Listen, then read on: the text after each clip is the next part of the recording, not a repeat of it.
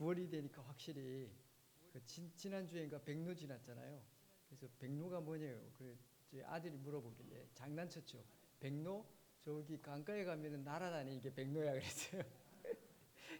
여기 60갑자를 젊은 친구들은 잘 모르잖아요. 그래서 이제 조금 있으면 이제 진짜 어, 그 가을이나 겨울이 되는 절기가 온다고. 이제 9월이 되면 다들 바쁘시죠. 여름 내내 바쁘셨다가 9월 되면 또 바빠. 겨울이 되면 좀 쉬시려나요?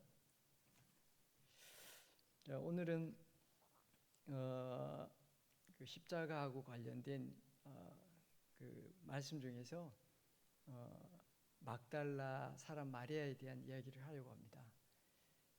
그 십자가를 막달라 마리아가 어떻게 잡고 끝까지 자기의 믿음의 경주를 했는지에 대해서 오늘 본문 속에는 짧게 표현되어 있지만 이 막달라 마리아의 삶을 한번 추적해 보려고 합니다. 본문의 40절, 41절 말씀 앞뒤로 보면 이 막달라 마리아의 여인들의 이야기가 왜 여기에 실려 있는지 그 이유를 알게 되거든요. 마가복음 이제 14장 12절부터 15장 47절까지 여기에 있는 내용은 거의 24시간 동안 있었던 사건을 기록한 이야기입니다. 먼저 14장 12절을 한번 보십시오. 거기에 보면 무교절의 첫날이라는 단어가 나옵니다. 무교절의 첫날. 이게 언제냐? 6월절이 이제 된다는 의미인데 17절에 보면은 그 무교절 첫날에 점을 매 그랬죠. 저녁 때가 됐는데 예수님이 12명을 데리고 이제 마지막 만찬을 하러 갑니다. 그 사건이 거기 있고 그 다음에 이제 만찬이 끝난 다음에 겟세마네 제자들을 데리고 기도하는 장면이 나오죠. 그리고 거기에서 잡히시고 또 잡혀서 유대인의 재판을 받으시고 새벽이 될 쯤 닭이 울잖아요. 베드로가 예수님을 3번 부인하는 장면이 나오고 이러면서 14장의 이야기가 끝납니다. 그리고 15장 1절이 딱 되면 15장 1절에 뭐가 있냐면 15장 1절을 한번 보십시오. 1절에 보면 새벽에 대제사장들이 그랬죠. 빌라도에게 이제 예수님을 넘겨주는 장면인데 이때가 언제냐면 금요일.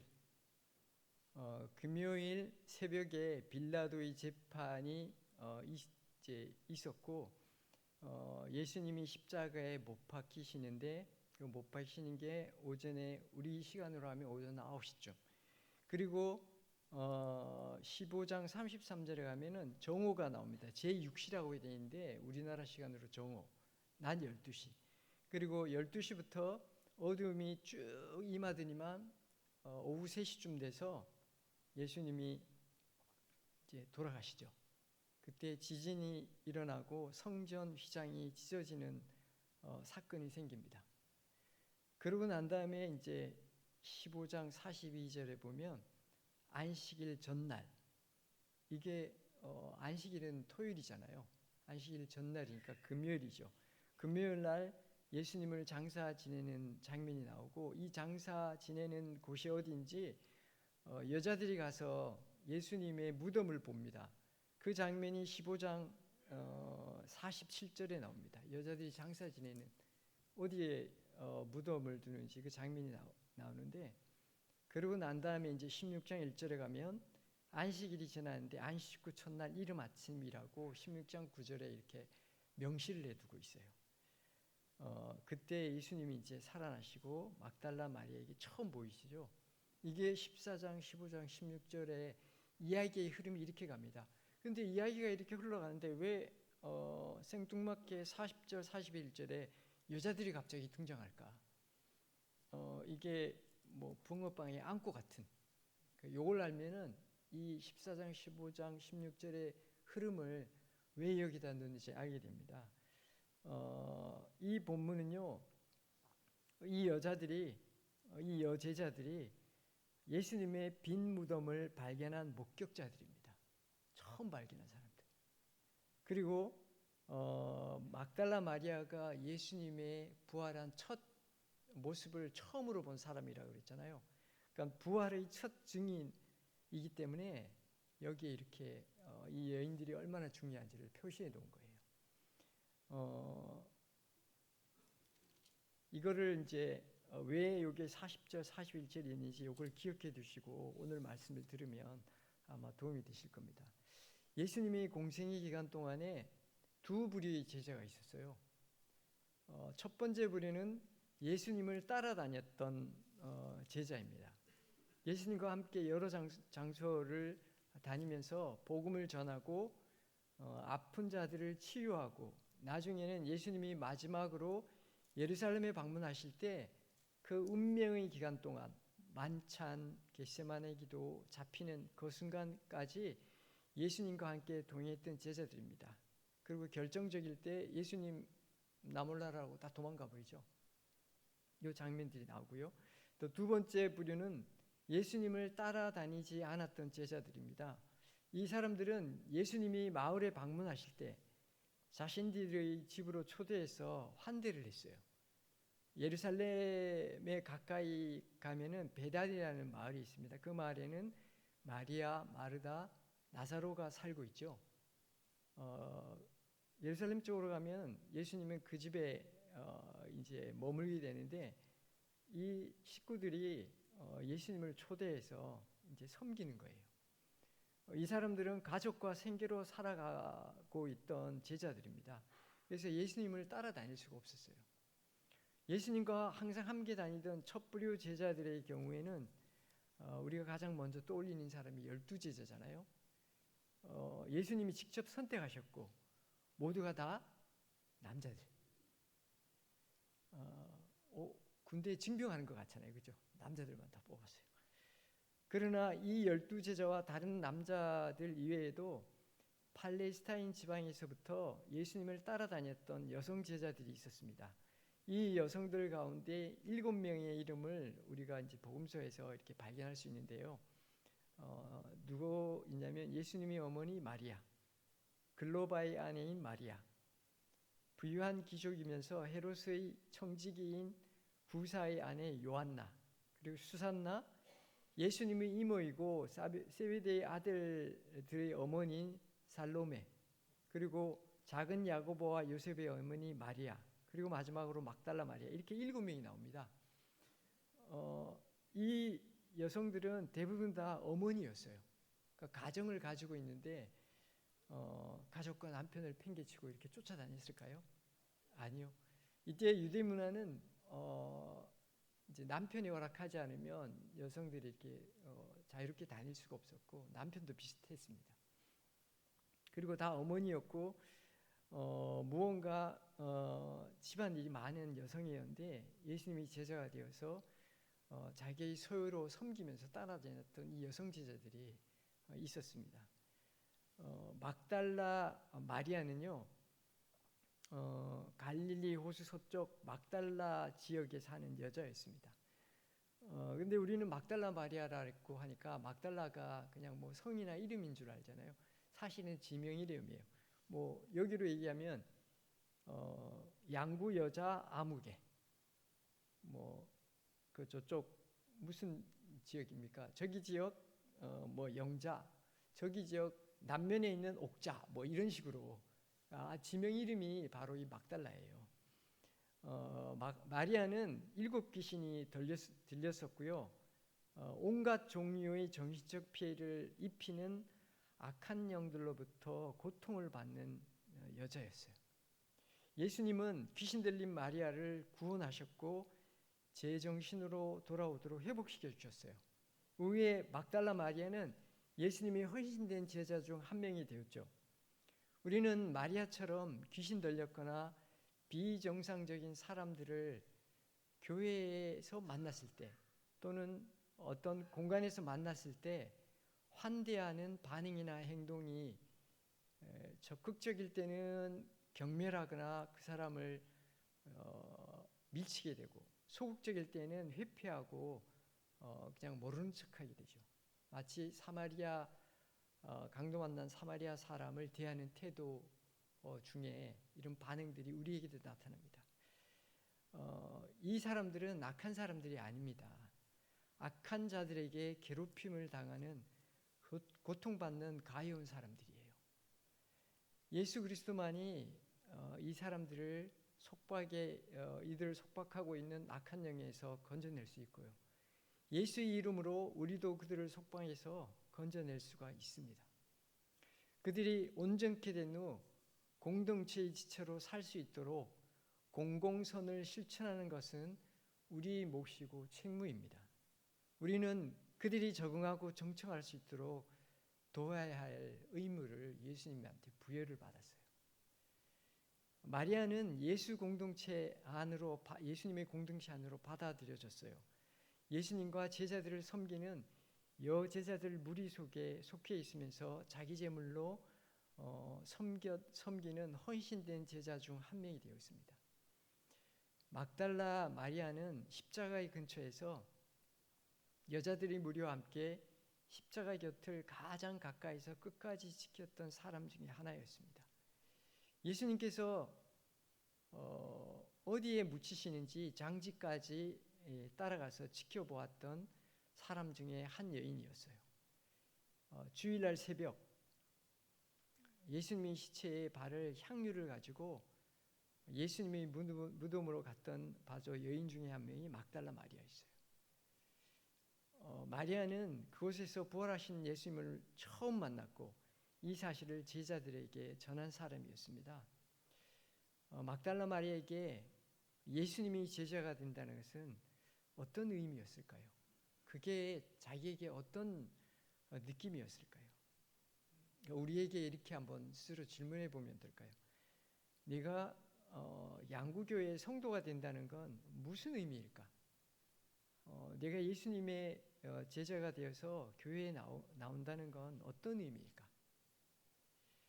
귀신이 마리아에게서 떠났을 때 마치 오랜 혼수 상태에 있다가 깨어난 사람처럼 몽롱한 기분이지 않았을까? 예수님은 마리아를 빛 가운데로 이끄셨고 이제 모든 것이 새로워졌습니다. 자신의 어둠을 밝히는 빛이 되신 예수님을 평생 따르기로 이렇게 작정을 했습니다. 예수님과 제자들이 가는 곳에는 사람들이 귀신의 속박으로부터 자유케 되고 질병과 장애로부터 치유받고 죄와 사망에서 구원을 얻었습니다. 예수님과 제자들이 가는 곳마다 사탄의 세계가 패배하고 있었어요. 드디어 하나님 나라가 가까이 왔구나. 그런데요, 오늘 본문 바로 앞절에 있는 39절을 한번 볼까요? 39절에 보면요, 예수를 향하여 섰던 백부장이 그렇게 숨지심을 보고 이르되 이 사람은 진실로 하나님의 아들이었도다 하더라 그러죠. 그런데 지금 십자가에서 무력하게 죽으신 예수님을 절망한 눈빛으로 여제자들이 바라보고 있는 장면이 바로 40절에 나옵니다. 거기에 막달라 마리아가 있어요. 갑자기 어머니가 아버지가 그보다도 심각한 자녀가 내 앞에서 죽었다고, 고통스럽게 죽었다고 한번 생각해 봅시다. 그 죽음을 보고 어떤 심정이었을 것 같습니까? 이 바로 멀리서 바라보는 여자들이 있었는데 바로 어떤 심정이었을까요? 예수께서 십자가에 일어난 놀라운 사건들에 대한 목격자들이었습니다. 예수께서 묻혔던 무덤이 비어있다는 사실을 증인할 증인들이 바로 그 40절에 있는 여인들이었어요. 41절에 이 여인들은 보면은 갈릴리에서부터 예수님을 쭉 따라다니면서 섬겼던 사람들이었습니다. 예수님의 사이에서 흥미로운 특징들 중에 하나는 제자들 중에 여자들이 있었다는 거예요. 이 여자들은 예수님과 제자들을 섬기는 일을 했을 뿐만 아니라 다른 제자들처럼 예수님이 주변에 앉아서 가르침을 받았습니다. 이것이 마가가 이 여자들이 예수를 따랐다고 말하는 이유입니다. 예수님을 따랐다는 것은 제자도의 생활을 했다는 것을 뜻하고 있거든요. 그런데 예수님이 십자가 곁에서 예수님이 죽음을 바라보고 있는 막달라 마리아의 마음은 어땠을까요? 안 죽고 평생 사실 것 같았는데 갑자기 32살, 33살 나이에 허무하게 죽어버리셨어요. 마리아에게 어둠이 다시 찾아왔습니다. 마리아가 그동안 추구하며 살아온 모든 것이 이렇게 허무하게 끝나버렸다고 생각했습니다. 삶의 목적이었던 주님을 잃어버렸어요. 주님께 두었던 모든 희망이 그래서 깨어져 버렸습니다. 마리아 안에 있던 악한 영을 물리친 예수님께서 이제 악에게 피해서 그냥 사망을 하신 거예요.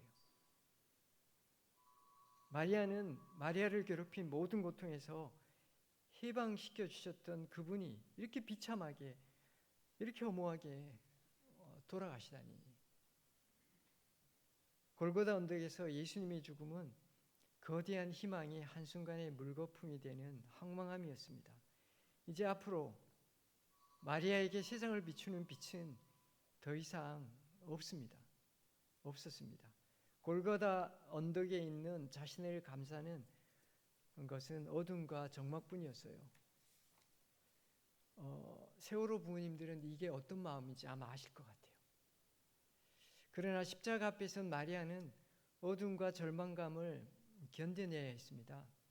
예수님을 도울 수 있는 능력은 없었지만 끝까지 자리를 떠나지 않았습니다. 마리아가 할 수 있는 유일한 길이 그거였거든요. 그 자리를 떠나지 않았던 것은 바로 주님에 대한 사랑과 신실함 때문이었습니다. 마리아는 어둠 속에서 모든 절망의 시간을 견뎌야 했어요. 어떤 위로도 어떤 말로도 위로가 되지 않았을 겁니다. 마리아는 그 자리에 남아서 어둠의 시간을 견디면서 죽으신 예수님을 쫓아 무덤까지 따라갔습니다. 예수님이 죽으신 지 3일이 지났어요. 안식 후 첫날, 그러니까 3일이 되었을 때 다시 무덤을 찾아갔습니다. 손에 예수님이 시체에 바를 향과 몰약들을 가지고요. 근데 예수님의 시체가 무덤 앞에 가니까 무덤은 열려 있고 예수님의 시체가 사라져 버린 겁니다. 또 한 번 절망에 빠졌어요. 막달라 마리아는 예수님이 두었던 무덤 앞에서 넋이 나간 채 하염없이 서 있었습니다. 무덤을 바라보면서. 이날은 예수님께서 다시 살아나실 거라고 말씀하셨던 날인데 마리아는 그걸 전혀 기억하지 못하고 있었어요. 아무것도 기억하지 못해도 괜찮다. 마리아야, 나는 살아났으니까. 그래도 주님은 말씀하신 대로 다시 살아나셨어요. 드디어 마리아는 그곳에서 다시 살아나신 예수님을 첫 번째로 만난 제자가 되었습니다. 골고다 언덕의 어두움은 예수님의 절망을 상징하죠. 바로 그것 어두운 곳에서 예수님은 하나님 아버지를 신뢰했기 때문에 그 잔을 너는 마셔야 해 라고 하셨던 아버지의 단호한 말에 고통스럽지만 받아들이셨고 죽기까지 순종하셨습니다. 빛도 희망도 위로도 없는 곳에서 극단적인 고통을 맞이했을 때 예수님은 무엇을 하셨을까요? 기도하셨어요. 그냥 이렇게요. 아버지, 왜 저를 버리셨나이까? 아버지는 응답이 없으셨죠. 그런데 아닙니다. 하나님은 말로 또 어떤 현상으로 보여주시지 않았지만 예수님이 돌아가시기 3시간 전부터 3시간 동안 어둠이 임했고 또 지진이 일어났고 예수님이 숨을 거두시자 성소 휘장이 위에서 아래에서 찢어지는 그런 일들이 일어났습니다. 이것은 하나님께서 외면하신 것이 아니라 하나님이 응답하신 거예요. 골고다 십자가에서 예수님은 한마디 명령이나 신적 능력을 휘둘러 어둠을 물리칠 수 있었습니다. 그러나 그렇게 하지 않으셨어요. 자신의 신적 능력을 아무것도 사용하지 않으셨습니다. 자신의 권세나 권력을 아무것도 사용하지 않으셨어요. 오직 십자가의 길을 통해서만 구원과 부활이 성취되기 때문이었어요. 이것이 십자가 죽음의 비밀이었거든요. 십자가에 대한 예수님과 우리 막달라 마리아 우리 사이에 공유할 수 있는 공감이 한 가지씩 있습니다. 그걸 살펴보고 말씀을 마치려고 합니다. 첫 번째, 우리가 어둠의 시간을 보냈던 경험과 십자가의 어둠을 겪으셨던 예수님 사이에 공유된 공감이 하나 있는데요. 그것은 바로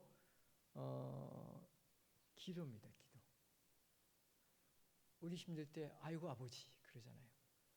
아플 때도 아버지, 신날 때도 아버지, 고통스러울 때도 아버지, 좋으신 아버지. 언제나 불러도 항상 옆에 계시는 아버지. 그것은 바로 어둠이 깊을수록 더 절실하게 하나님 아버지를 찾게 된다는 예수님과 우리가 공유한 공감입니다. 우리 심령의 한탄하는 소리로 아버지라고 했을 때 아버지는 그걸 듣고 계시고 무언가 말씀해 주시고 계실 거예요. 다만 우리가 모르고 못 느낄 뿐이겠죠. 그게 하나님의 임재입니다. 십자가에서 예수님은 우리의 어둠을 홀로 지셨어요. 이런 예수님이 우리와 함께 하시기에 우리는 어둠 속에서도 빛을 발견하고 절망 가운데서도 하나님의 임재가 주는 위로를 얻게 되죠. 예수님은 우리가 버림받았다고 느끼는 그 순간 주님께서 직접 우리에게 하나님의 임재가 되어 주신다고 하셨어요. 내가 세상 끝날까지 너희와 항상 함께 있겠다고. 그게 바로 임재입니다. 예수님은 우리가 어둠 가운데 있을 때 하나님의 임재를 알게 해주심으로 우리의 어두운 마음을 밝게 해주시고 치유해 주셔요. 우리가 세상의 어둠을 바라보았을 때 마치 하나님이 계시지 않는 것 같은 죽음의 땅 같고 하나님에 대한 무지와 증오로 가득한 적막한 어둠 같아도 바로 우리가 살고 있는 일상 속에서도 여전히 우리와 함께 하시는 하나님의 임재를 우리가 발견하게 됩니다. 그것이 바로 우리가 어둠 속에서 있을 때 경험하게 되는 십자가입니다. 예수 그리스도의 임재가 우리 가운데 있을 때 우리 마음에 하나님의 사랑이 채워지고 우리가 버림받은 것 같은 절망스러운 관계 속에서도 하나님의 임재를 경험하게 될 것입니다. 자, 두 번째로 막달라 마리아가 말이에요. 골고다에서 경험한 어둠과 우리가 경험한 어둠 사이에 공유된 영적 공감이 하나 있습니다.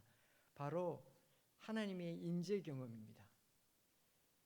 마리아도 우리도 종종 세상의 어둠 속에서 예수님이 견디신 그 어둠만 경험할 수 있을 뿐만 아니라 하나님이 없는 것만 같은 절망적인 상황에 놓일 때도 있을 거예요. 아버지 어찌 저를 버리셨습니까? 예수님이 홀로라는 경험, 그리고 하나님이 없는 것만 같은 그런 절망함. 이거는 하나님이 없다는 걸 얘기하는 게 아니라 하나님이 내 옆에 안 계시는 거 아니야 라는 울부짖음이에요. 아프면 울잖아요. 아이들 한 대 딱 때리면 앙 하고 울죠. 그거는 살아있다는, 그리고 부모님이 내 옆에 있다는 그 증거거든요. 내가 고통스러울 때 가장 가까이 계신 분이 바로 하나님이신데 그게 바로 예수님의 울부짖음이었고 우리가 고통당할 때 느끼는 그런 한탄이 아닐까 싶습니다. 이럴 때는 무엇으로도 어떤 말로도 희망과 위로가 되지 않죠. 우리는 막달라 마리아처럼 우리가 할 수 있는 것이라고는 그 어둠 속에서 십자가 곁을 떠나지 않고 아무런 희망이 없어 보이더라도 기다리는 것뿐입니다. 이것이 바로 막달라 마리아가 붙잡고 갔던 예수님의 십자가였습니다.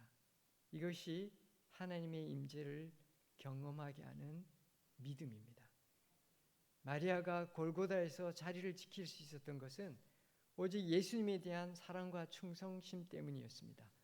마리아가 그랬던 것처럼 오직 신실한 사람만이 끝까지 버티고 그 자리를 지킬 수 있습니다. 그때야 비로소 우리는 빈 무덤을 맞이하고 있다가 놀란 마리아처럼 부활하신 주님께서 우리 이름을 부르시는 음성을 듣게 될 겁니다. 한번 장로님, 집사님, 권사님 이렇게 말고 그 직책인 호칭을 말고 자기 이름을 한번 이렇게 불러봐 주실래요? 예를 들어서 연호야 이렇게 옆에 사람 부르지 말고 자기 불러보세요. 그게 성령 하나님이 우리 안에 계시잖아요. 내 힘들면 좀 자기 이름을 불러봐 주세요. 주님이 이렇게 부르신다고. 그리고 나를 좀 다독거려주고 나를 격려해주고 하나님이 나와 함께 동행하시고 나에게 임재해 계시다는 걸 그렇게 이름을 불려주면서 좀 기억을 하시면 좋을 것 같아요. 이게 바로 십자가를 지고 가는 우리 삶입니다. 함께 오늘 말씀을 생각하면서 잠깐 묵상으로 우리 기도하겠습니다.